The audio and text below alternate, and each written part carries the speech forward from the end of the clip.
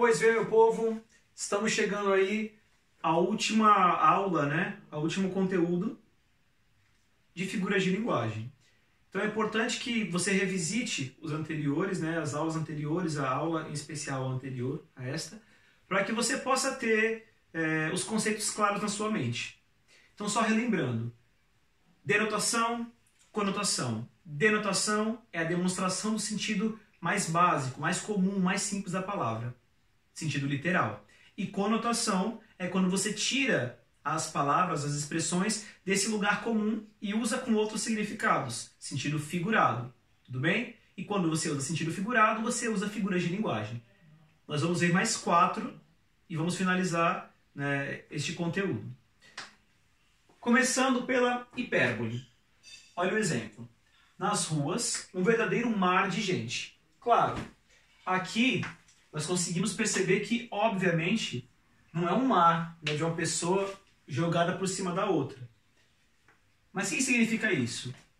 Que tem muita gente na rua. Muita gente na rua. Então, o que é a hipérbole? É simplesmente você exagerar uma ideia, dar ênfase numa ideia, tá? Hipérbole, hiper, muito, né? Lembra disso. Exagero, grande. Então, nas ruas, um verdadeiro mar de gente. Por exemplo, quando nós falamos que estou morrendo de fome. Estou morrendo de fome. De sono. De cansaço, sei lá. Pode ser um monte de coisa aqui. Isso é uma hipérbole. E a gente usa bastante no nosso dia a dia, né? Se você costuma falar de uma forma muito expansiva, costuma falar com muita ênfase no que você está falando, na ideia que você está expressando, é muito provável que você use hipérbole bastante na sua linguagem, tá? E aí, nós temos aqui a contrapartida disso, tá? Enquanto aqui nós temos o exagero, nós vamos encontrar a suavização do eufemismo. Então, acompanhando no material de vocês, tem um poeminha assim. Contestação, de Milor Fernandes. Na terra do eufemismo, a polícia baixa o pau e diz com todo cinismo que isso é a lei do au-au. Então, assim, dependendo do contexto em que você está inserido, às vezes algumas palavras podem parecer muito rudes, ou desagradáveis, ou muito extremas para aquele contexto. Então, como é que você pode suavizar isso? Por meio do eufemismo, tá? O eufemismo, ele é a figura de linguagem que faz o oposto da hipérbole, suaviza. Então, por exemplo, aqui no poema, agir de forma violenta. Ele quer dizer que a polícia age de forma violenta, né, quando chega neste lugar. Só que como que ele coloca isso? Né? Baixar o pau. Então, ele coloca que a polícia baixa o pau em vez de colocar que ela age de forma muito violenta. E também coloca que isso é a lei do au-au. O que é a lei do au-au? Lei do au-au é a lei do cão, né? A lei do mundo cão, que compara as pessoas a animais, né? Como se a gente... Não que a gente deva bater nos animais, não bata nos animais, gente, pelo amor de Deus. Luiz Amel. Olha só. Então, basicamente, você tem a ideia da suavização, tá? Enquanto aqui é exagero, aqui você tem suavização. O exemplo mais claro, que inclusive está no material, é quando a gente vai tocar no assunto da morte de alguém. Às vezes a gente não quer falar que a pessoa morreu, porque isso parece meio indelicado para algumas pessoas no contexto da morte. Então, por exemplo, morrer pode ser, descansar, ele descansou, né? Morrer pode ser descansar. Morrer pode ser ir para uma melhor. Tudo bem? Então, prestem muita atenção nisso. Essas duas figuras de linguagem, elas têm papéis contrários, eu diria, antagônicos, né? Hipérbole exagera, eufemismo suaviza. Beleza? Seguindo. Ironia. Sabia que ironia é uma figura de linguagem? Ironia é uma figura de linguagem. Então, olha só. O que é ser irônico? Normalmente o pessoal que fala, eu sou debochado, eu sou muito debochada, cara. Parabéns! Quem não sabe fazer, copia mesmo, né? Só que tu copiou, fica uma merda, né? Fica uma merdinha, né? Pessoal que é debochado... Meu, tipo, não consigo, eu sou muito debochada. Amiga, eu sou muito debochada. Essa menina tá achando o quê? Normalmente é irônico. E vocês vão entender por quê. Olha só, imagina que você... Alguém, né? Para não ficar dando o ônus para vocês. Alguém chega atrasado e você vai lá e fala: nossa, cedinho, hein? Você quer dizer que a pessoa chegou cedo? Não. Você quer dizer exatamente o oposto disso, né? Você quer dizer que a pessoa chegou atrasada. Pô, e aí, folgado, chegou atrasado, cara? Nossa. Então, ironia significa exatamente o quê? Dizer o oposto do que se quer dizer, tá? Então, sempre que você diz o oposto do que você quer falar de verdade, você está sendo irônico. Isso é uma figura de linguagem. E vocês que usam ironia sempre, estão usando figuras de linguagem sem saber, né? E que nem quando, nossa, legal, hein, cara? Nossa, legal. Que legal. Quando você quer dizer, nossa, que bosta. Caramba, que ruinzão, né? Então, figura de linguagem, ironia, significa dizer o oposto do que se quer dizer. Fácil, né? Tranquilo. E aí, a gente chega à nossa mais complicada figura de linguagem, que é a metonímia. O que é a metonímia? Vamos tentar entender. E aí, você ouve MC Rita? Eu ouço direto. Pergunto para vocês. Quando você fala ouvir MC Rita, não é MC Rita falando, não é MC Rita pregando, dando um testemunho da vida dela. Você quer dizer o quê? As músicas da MC Rita. As músicas dela. Então, o que você tem aqui? Em vez de colocar as músicas, você coloca o artista no lugar. Em vez de você colocar, vamos dizer assim, o produto, você coloca a marca no lugar. A metonímia consiste em substituir uma expressão, uma palavra ou expressão, por outra, desde que tenham proximidade. Olha só. Proximidade de quê?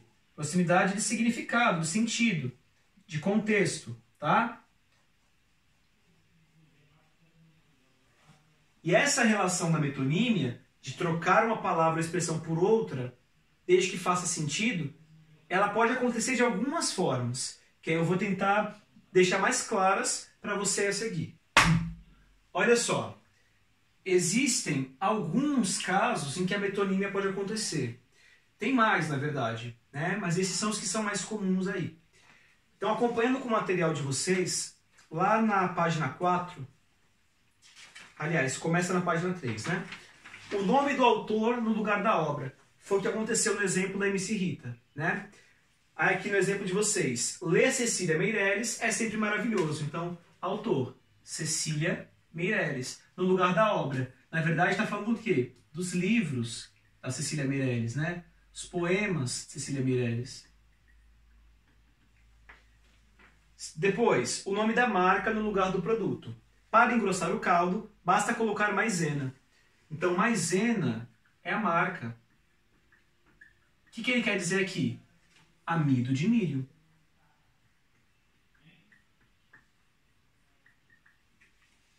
O recipiente no lugar do produto. Olha só. Recipiente no lugar do produto. As crianças comeram o prato todinho, benza a Deus. Então, recipiente, o prato. Mas ele quer dizer o quê? A comida que está no prato, né?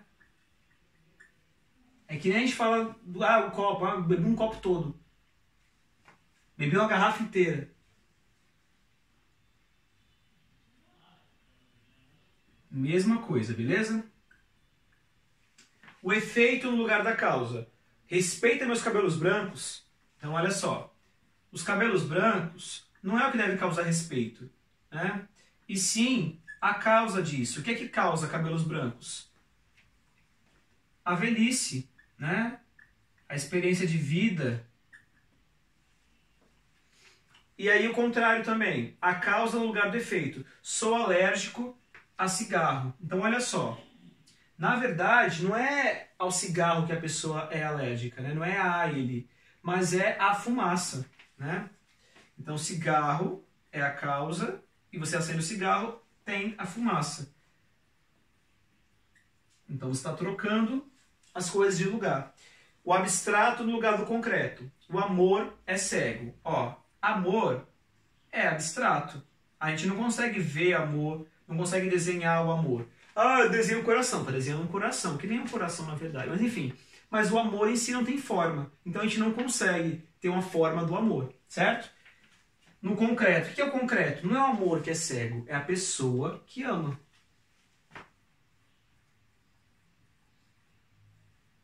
A pessoa que ama.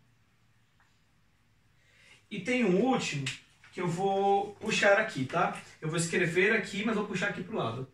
Não, vou fazer aqui que fica mais fácil de ver. Boa. Vai caber. E por último, que é a parte no lugar do todo.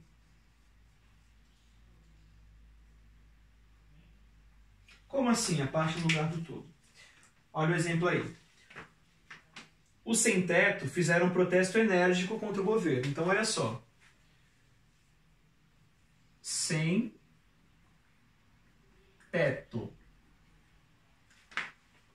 Quando ele fala sem-teto, na verdade quer dizer sem casa. Só que você pega uma parte da casa para representar a casa inteira.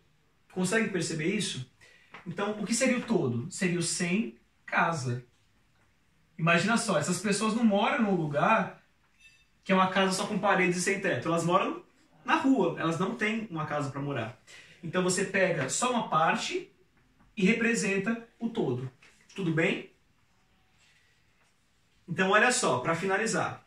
Você ouve MC Rita? Eu ouço direto. Nome do autor no lugar da obra. O Brasil perdeu feio da Alemanha, 7-1. A parte no lugar do todo. Não é o Brasil, e sim a equipe de futebol do Brasil. É fácil fazer brigadeiro, Nescau e Leite Moça, o nome das marcas, porque na verdade é chocolate e leite condensado.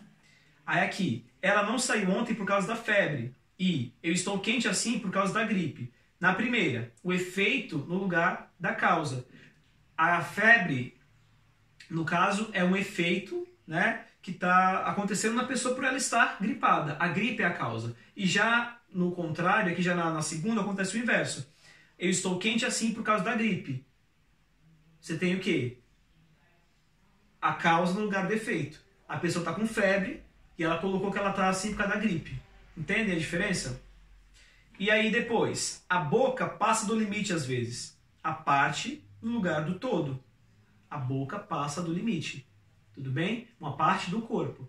E poderia ser também uma personificação? E o futuro da humanidade é incerto. Você está colocando aqui humanidade no lugar de pessoas, né? Está colocando abstrato no lugar do concreto. Beleza? Vamos para os exercícios que aí, ó, você faca na caveira.